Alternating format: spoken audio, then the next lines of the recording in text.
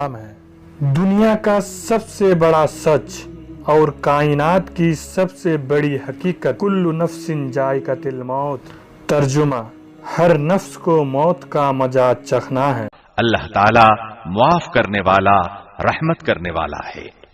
मुस्लिम शरीफ में है, सैयदा आयशा सिद्दीका रजी अल्लाह अन्हा से रिवायत है कि नबी अकरम सल्लल्लाहु अलैहि वसल्लम ने फरमाया, खुलिक़तिल मलाइकतु मिन नूर व खुलिक़ल जान्नु मिन नार व खुलिक़ आदम मिम्मा वुसिफ़ लकुम। फरिश्तों को नूर से और जिन्नों को आग से पैदा किया गया और आदम को उस चीज से पैदा किया गया जो तुम्हारे लिए बयान कर दी गई, यानी मिट्टी से। फरिश्तों की तख्लीक के बाद जिनों को पैदा किया गया।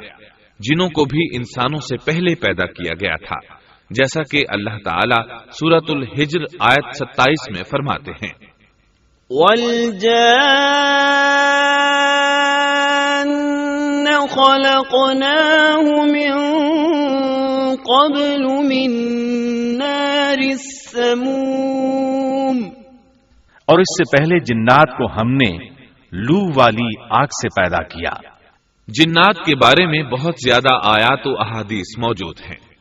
अल्लाह ताला फरमाते हैं, खलक़ल जान्न मिन मारिजिम मिन नार। और जिन्नात को आग के शोले से पैदा किया गया। मारिज आग के भड़कते शोले के किनारे को कहते हैं। गोया जिनों को आग की जड़ से नहीं बल्कि आग के शोलों के किनारे से पैदा किया गया है। कुरान मजीद में अल्लाह ताला ने इब्लीस शैतान का कौल नकल किया है, खलक़तनी मिन नार। तूने मुझे आग से पैदा किया। इसी तरह पहले भी बयान हो चुका है कि अल्लाह ने फरमाया, वल जान्न खलक़नाहु मिन क़ब्लु मिन नारिस समूम। और इससे पहले जिन्नात को हमने लू वाली आग से पैदा किया। ये है जिन्नात की असल और बुनियाद। इब्लीस मलऊन भी जिन्नात में से है और इस मसले में किसी को तरद्दुद और शुबह नहीं होना चाहिए, इसलिए कि कुरान मजीद में है, इल्ला इब्लीस कान मिनल जिन्न। और इब्लीस जिन्नों में से था। मतलब ये कि वो फरिश्तों में से नहीं था। हसन बसरी रहमतुल्लाह अलैह फरमाते हैं, वो पलक झपकने के बराबर भी फरिश्तों की जिन्स में दाखिल नहीं हुआ और न ही वो कभी फरिश्तों में शुमार हुआ है। वो जिन्नात में से है क्योंकि उसने खुद इकरार किया था, खलक़तनी मिन नार। ऐ अल्लाह, तूने मुझे आग से पैदा किया है। अगर ये फरिश्ता होता तो उस वक्त कहता, ए अल्लाह, तूने मुझे नूर से पैदा किया है। इसलिए इब्लीस का जिन होना रोजे रोशन की तरह आया है। सैयदना अब्दुल्लाह बिन अम्र रजी अल्लाह अन्हुमा और सैयदना अब्दुल्लाह बिन अब्बास रजी अल्लाह अन्हुमा फरमाते हैं, आदम अलैहिस्सलाम से 2000 साल पहले जिन्नात पैदा किए गए। वो हमारी इस जमीन पर रिहाइश पजीर थे। आहिस्ता आहिस्ता वो फिस्क व फुजूर में मुब्तला हो गए। जब वो फितना फसाद में हद से बढ़ गए, नाहक खून बहाने लगे, तो अल्लाह ताला ने उनकी तरफ फरिश्तों का अजीम लश्कर भेजा। उनसे जिन्नात की जबरदस्त मारका आराई हुई। इस मारका आराई में फरिश्तों ने जिन्नात को तहस नहस कर दिया और वो समुद्रों की जजीरों में पनाह लेने पर मजबूर हो गए। जमीन के हर बड़े आजम से उन्हें जिला वतन कर दिया गया। चुनाचे आज तक उनका मस्कन यही जजीरे और अजीम मराकिस हैं।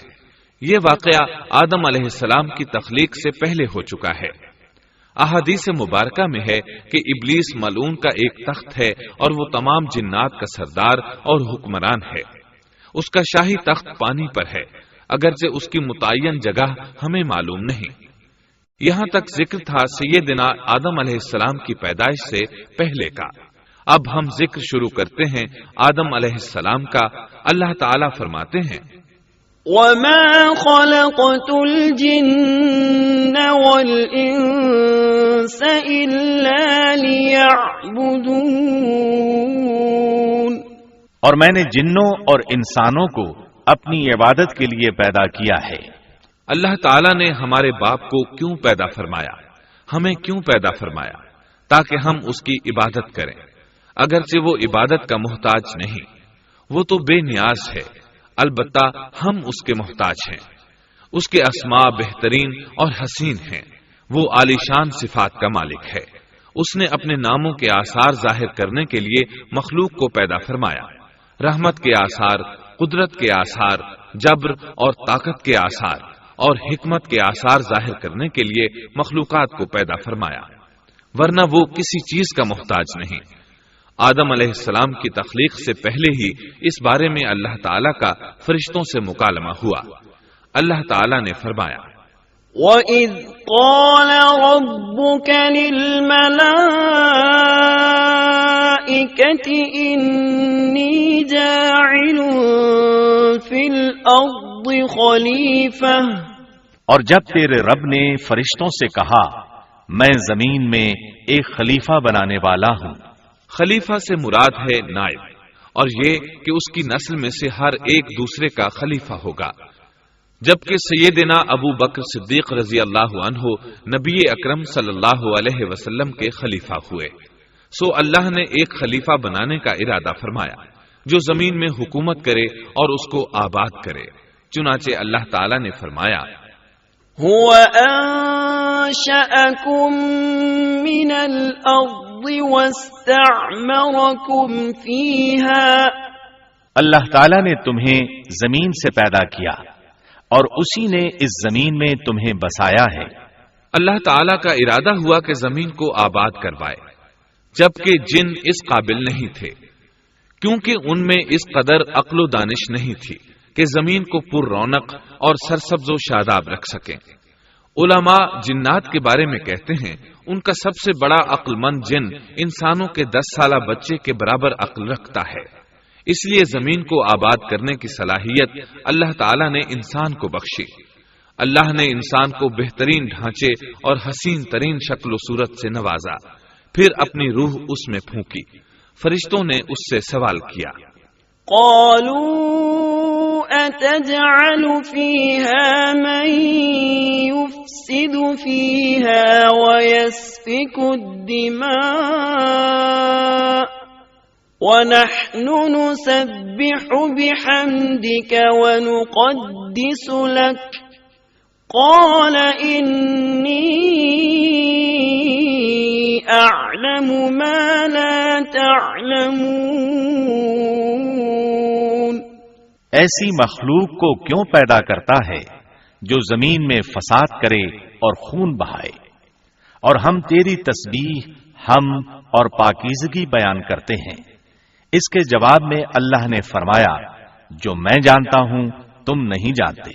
دراصل فرشتوں نے کسی طرح معلوم کر لیا تھا کہ آدم کی اولاد زمین میں فساد کرے گی، خون ریزی کرے گی، لیکن انہوں نے یہ بات اعتراض کے طور پر نہیں کہی تھی، کیونکہ ایسا اعتراض تو گناہ ہے، اور فرشتے پلک جھپکنے کے برابر اللہ کی معصیت اور نافرمانی نہیں کرتے، جیسا کہ ارشاد ہوتا ہے بل عباد مکرمون لا يسبقونه بالقول وهم بأمره يعملون، بلکہ وہ تو نہایت معزز عبادت گزار ہیں، کسی بات میں اللہ پر پیش دستی اور سبقت نہیں کرتے اور اس کے حکم پر عمل کرتے ہیں۔ اسی طرح ارشاد ہوتا ہے لا يعصون الله ما أمرهم ويفعلون ما يؤمرون، اللہ کے حکم کی نافرمانی نہیں کرتے بلکہ جو حکم دیا جائے بجا لاتے ہیں۔ اس لیے فرشتوں کا یہ پوچھنا وضاحت طلبی کے لیے تھا۔ وہ تو انسان کے پیدا کرنے کی وجہ پوچھ رہے تھے۔ وہ زمین میں جنات کے اعمال اور کرتوت کا مشاہدہ کر چکے تھے، یعنی اللہ تعالیٰ نے انہیں پیدا کر کے اختیار دیا تو وہ فتنہ و فساد اور فسق و فجور میں مبتلا ہو گئے، اور اب ایک اور مخلوق زمین میں بسائی جا رہی تھی، تو اس بات کا امکان تھا کہ یہ مخلوق بھی ان کے نقش قدم پر چلے۔ اس لیے فرشتوں نے تعجب اور حیرت کی بنا پر یہ سوال کیا تھا، اور پوچھنے کا مقصد یہ تھا کہ کیا یہ بھی جنوں کی طرح ہوں گے؟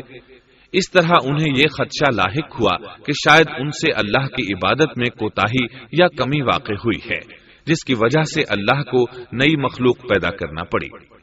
اس لیے ان کی بات میں یہ بھی تھا کہ ہم تیری حمد اور ثنا بیان کرتے ہیں۔ بہرحال ان کے سوال کے دو مقصد تھے۔ کیا یہ جنوں کی طرح فساد کرنے والی قوم ہے؟ کیا ہم سے تیری عبادت میں کوتاہی ہوئی ہے؟ اس پر اللہ تعالیٰ نے فرمایا، جو میں جانتا ہوں وہ تم نہیں جانتے۔ اس موقع پر فرشتوں کے ذہنوں میں ایک اور بات بھی آئی۔ وہ آپس میں کہنے لگے کہ اللہ تعالیٰ جو بھی مخلوق پیدا کرے گا وہ ہم سے زیادہ معزز اور عالم نہیں ہو سکتی۔ یعنی جب فرشتوں نے باقی مخلوقات کا جائزہ لیا، مثلا آسمان، زمین، پہاڑ، جن، چوپایوں وغیرہ کا، تو انہوں نے سوچا یہ ہم سے زیادہ مرتبے والی نہیں ہے، لہذا یہ مخلوق بھی پیدا ہو رہی ہے تو یہ ہم سے زیادہ مرتبہ نہیں رکھتی۔